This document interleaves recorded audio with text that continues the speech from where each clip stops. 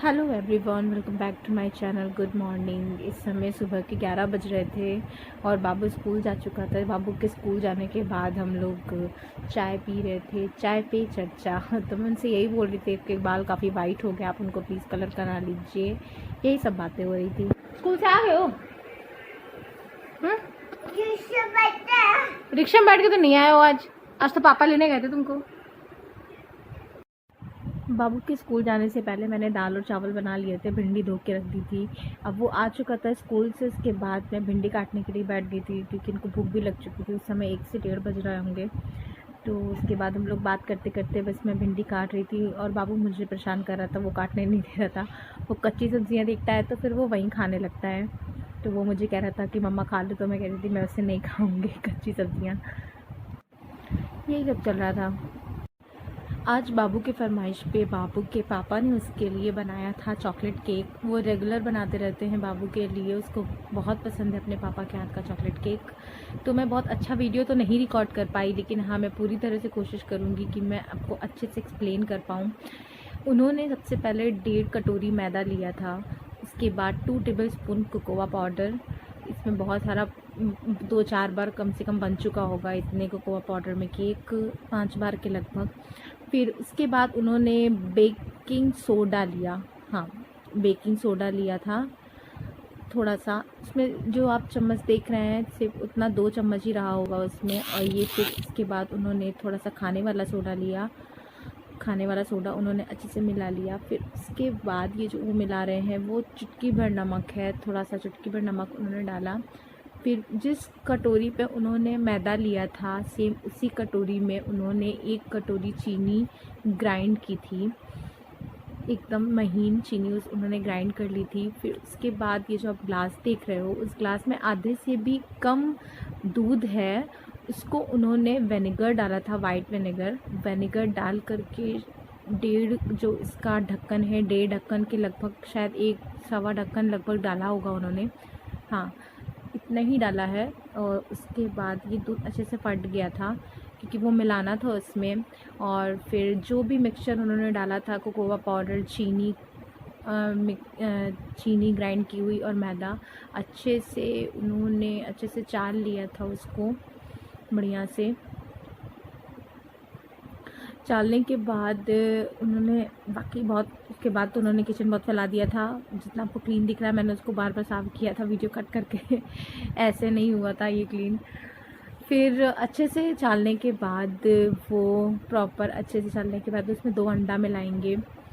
तो अंडा उन्होंने जो मिलाया वो ऐसे डायरेक्ट नहीं मिलाया, उन्होंने उसी ग्राइंडर में जिसमें उन्होंने चीनी पिसवाई थी, उसी में उन्होंने 2 अंडे डाले और अच्छे से उसको एक बार ग्राइंड करा लिया था।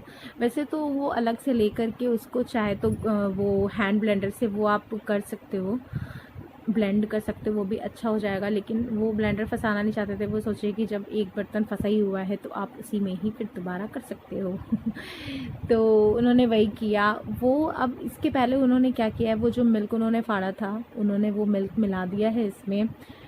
और अब वो इसमें डालेंगे एग, क्योंकि एग डालने से पहले उन्होंने अच्छे से इसको मिल्क डाल करके मिला लिया था। अब उन्होंने जो भी ग्राइंड करवाया था एग, वो अब एग डाल दिया है उन्होंने। और उन्होंने मॉइस्चर के लिए थोड़ा सा कटोरी में, आप साइड में देख रहे होंगे तो कुकिंग ऑयल रखा है। ये रिफाइंड ऑयल है, आप शायद बटर भी डाल सकते हो, मुझे इतना ध्यान नहीं है, लेकिन वो कभी कभी बटर भी डाल देते हैं। और क्योंकि मुझे बनाना नहीं आता मुझे बनाना नहीं आता, वही बनाते हैं और मैं खा लेती हूँ बस। मैं क्योंकि मैं वीडियो देख रही हूँ इसलिए मैं आपको एक्सप्लेन कर पा रही हूँ कि वो क्या क्या डाले होंगे।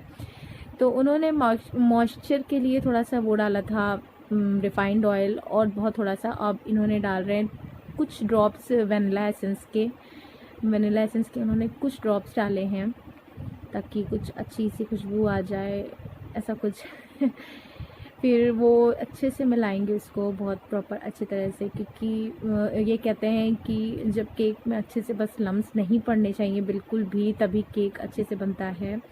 और उसको फेंटने में बहुत ज़्यादा मेहनत लगती है, तो वो फेंटने वाला काम तो मैं ही करती हूँ।